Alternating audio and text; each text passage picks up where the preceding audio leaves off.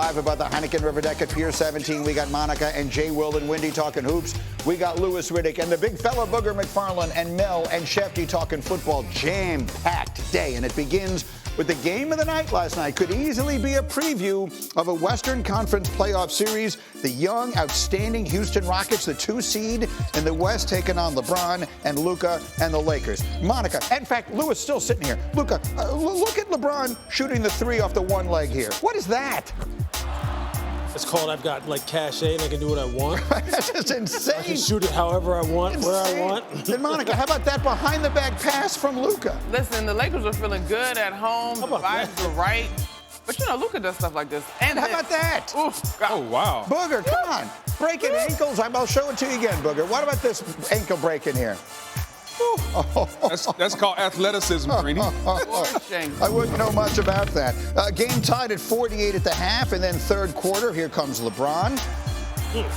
Puts up a bucket there, tie the game at 63. Lakers have a 3-point lead. Gabe Vincent, Monica, had 6 threes off the bench. Sniper, I believe he was, 6 of 12, 6 of 14, excuse me, from the field, 6 of 13 from 3. He was knocking down threes. LeBron, 16 points, 8 rebounds for him. Lakers a 6-point lead. Luka had 20 as the Lakers held on to their lead in the fourth. Downhill action. I mean, Luka just continues to be such a force, and you can see where he's energized LeBron James. The effort on both sides of the basketball was top tier. This, though, Amen Thompson. Pretty good. Makes it a 3-point game. 11 seconds left. Rockets down by 4. Look at the defense. Get it out of there, says LeBron. At 40, comes flying for the defensive play that seals the deal. And the Lakers get another impressive win. JJ's excited. Lakers take it by a final of 104-98. Let me bring Jay, Will, and Wendy into the conversation. And Wendy, I'll start with you. And the Lakers lost that heartbreaker at the buzzer, you know, with the Giddy 3 and everything else against the Bulls. But outside of that, it's been a pretty good little week here for the Lakers. What should we say about them right this minute? Well, essentially, Greeny, the Lakers' playoffs have started because the seeding in the West makes such a big difference for them because they're one of the best teams in the league at home, 29-9, and one of the shakiest on the road at 17-20. That's the biggest differential home road in the league. So getting to that top 4 is vital, and getting those wins over the 3-day span in Memphis and then home last night against a Rockets team that had won 12 of their previous 13 games has put the Lakers in a great spot in the standings. They've now got a 2-game cushion on Golden State and Memphis, and they have the tiebreaker with those teams behind them. So it's essentially a 3-game lead to make sure they get home court in the first round. And by the way, they're going to need that cushion because next week they have to play 2 road games at Oklahoma City, and they ain't winning both of them.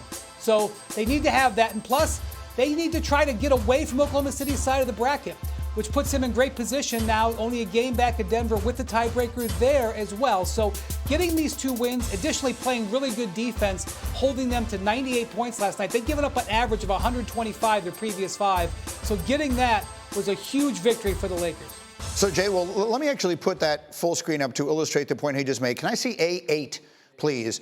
Because I think that makes the point. Last night was the Lakers' 11th time holding an opponent under 100 points this year. That has not been the case lately. As Wendy just said, in their 6 prior games, their opponents were averaging over 124 points a game. So here's the deal, Jay Will. When you've got LeBron and you've got Luka, and at this point I think we have to say when you've got Austin Reeves as well, I'm not worried about the offense. But the old expression, offense selling tickets, defense winning championships, is this team, if I said this team's going to go as far as this defense takes it, Jay Will, would that be right? Yes, I think that's 1,000% accurate, especially when you think about the teams that have the physicality of Houston or OKC. I will say this, though, Greeny, last night, and I know he's 40, but there were multiple times last night where I watched the game, and LeBron James, from beginning to end, was the best defensive player on the court. Mm-hmm. And he played positions 1 through 5. They switched him multiple times. So I think not only did you not get a great performance from LeBron, AR-15, and Luka Doncic offensively, but you love the step that you're seeing defensively for how they all work together and how they button down and really strapped up when it mattered the most. They will need that type of sustained effort against OKC and any great team in the West, but also it needs to be a combination of how they play defensively, and all 3 of those guys need to be elite offensively for them to win a chip. And that's the question. Can they sustain this level of play defensively and be elite offensively for them to win a world championship? It's an interesting point because, look, over the last week, as anyone's been paying attention, LeBron has been involved in so many conversations that have absolutely nothing to do with anything like this. But the conversation I was having on my little golf getaway was this. If you just watch LeBron play right now and you didn't know how old he was, how old would you think he was? Because if you watch, Monica, if you watch that man play to the point Jay Will just made last night, come flying over the top to make that block, at the very end of the game and all the rest of that, you would look at him, look at the way he looks, look at the way he plays. You'd think he was in his early to mid 30s. Yeah, same. I was going to say early to mid 30s. Right. I can see that. But I think but to that end though, Greeny, while we have not seen this, and LeBron continues to mystify, and we all are wondering what it's going to look like in a postseason, when I think back to the last couple of postseasons, remember he had that big-time injury, well, not big-time injury, but he missed a chunk of the season 2 years ago, so comes into that one sort of fresh. Like, the turnaround in the nature of a postseason versus these young teams that have all this firepower and getting up and down the floor, I'm just curious to see what that's going to look like. And so Jay's word, sustainability is the key. And it's not just about the big three offensively. It's about that defense. And then it's about the role players who were tremendous last night. You got 12 threes from Gabe Vincent and Dorian Finney-Smith. Right. Like, all of this has to be sustainable. Luka now starting to warm up here. Standing 8 count there for the big fella. They left everything on. They emptied the tank on the defensive end. Knocked away. LeBron erases the shot. Obviously, our mission is to lock in a playoff spot and not have to plan the plan, so we understand what's at stake. All right, we opened the show this morning showing you the Lakers knocking off Houston last night. LeBron James, 7-game stretch. He has not scored more than 25 points. That's the longest drought for him in a decade. He's not been his team's leading scorer in any of those 7 games. And we made the point today, and Brian Windhorst, Jay Will, and Monica are here with us, that the Lakers are going to try to do something that has really only been done once in the history of major North American sports and never in basketball. And that is win a championship counting heavily on a player 40 years old or older. Tom Brady is the only player to have done it. And basketball is a different sport, obviously, than football and everything else. So I wanted to set that up as the context of the following. The Lakers have 7 games remaining, Brian Windhorst. We've talked at length about how important the seeding is, home court advantages, and all the rest of that. But I'm not sure it's more important than making sure that LeBron is as fresh as he can be at 40 going into the playoffs. So how do you, we just had the numbers on how he's been a little slowed. How do you handle this final stretch here if you're J.J. Redick? Well, you could argue that this is actually a better long game by trying to win these games because as you just heard the soundbite from LeBron there, they don't want to be in that play-in, and they're in great shape now after these last 2 wins. 3 days ago, I could have seen it a little bit tougher. Avoiding the play-in, Greeny, buys an entire week off from the end of the regular season to the start of the playoffs. So using those minutes now from LeBron theoretically could help him. And I'm not as concerned about the offense being down. He's in a shooting slump without question. He's shooting 19% on threes over the last 3 weeks since he's come back from the groin injury. He definitely needs to improve that. But I think the smarter thing is the better seed and avoiding the play, and I think that will ultimately, long-term, reduce LeBron's minutes.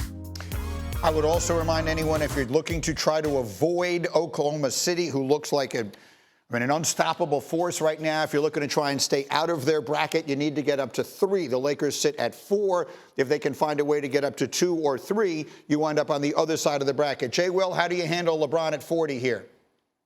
Greeny, I just want to say something. I love this. Is LeBron running out of steam ahead of the playoffs?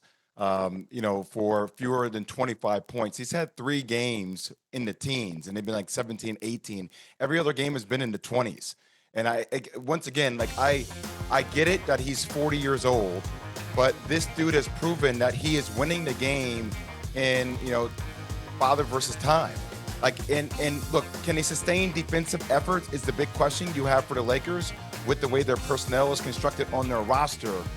But if anything, you love what you saw last night against Houston, right? It's about the way Luka, LeBron, and AR-15 and the rest of their team defends. A lot of teams are going to have questions against OKC, but it's on the defensive side of the ball that you want to see this type of effort, and you need to see it consistently for them to have a legit shot. Yeah, and look, running out of steam is a Whether that's the right choice of words or not, notwithstanding. He's 40 years old. The man is 40 years old. And as I just pointed out, no team has ever depended on a 40-year-old player to win an NBA championship. Literally ever. It's never happened. And so here are the Lakers. They're going to have to do it. Whether he's 1 and Luka's 1A or vice versa, they're not doing anything if LeBron isn't brilliant in the postseason. That's why this feels like a relevant question to me, McNutt. This will be spectacular to watch through that lens, Greeny. But I also think what is particularly unique about this, and let me know if you're with me on this, Jay, is the variety of ways that LeBron James can impact a game, right? We are kind of up and down about his three-point shooting and the scoring numbers of the teams, but you never walk away from a game. I shouldn't say never. Rarely do you walk away from a game without being able to pinpoint the way that LeBron James was able to impact it. Even if he didn't score last night, he comes up with the huge block at the end of the game that alters the course of the game. You look at him having to play different positions on the defensive end. You look at him as a facilitator. You look at him as a scorer. I'm not sure what it's going to look like per se on a given night, because if you got role guys knocking down 12 threes, that's going to take pressure off. If you got Luka in a position where he is absolutely dominating on offense, that's going to take pressure off. But if he's the weak link on defense, that's going to add a different layer of pressure. So I'm not sure what this 40-year-old version of LeBron is going to look like in the postseason, just because it seems like the group around him, to me, there's going to have to be some creativity in how they match up as you look at the West. Yeah, I guess that's really probably the best way to say it. That's the point I'm trying to make. Not that he isn't unbelievable. It's that he is. Yeah. Not that he doesn't impact the game in every conceivable way. It's that he does, and that he's 40. He's going to be trying to do it at the age of 40. It's not just about how many points he scores. Right. It's about him being the best player on whatever the floor, his team needs. And that is going to be fascinating to see. Again,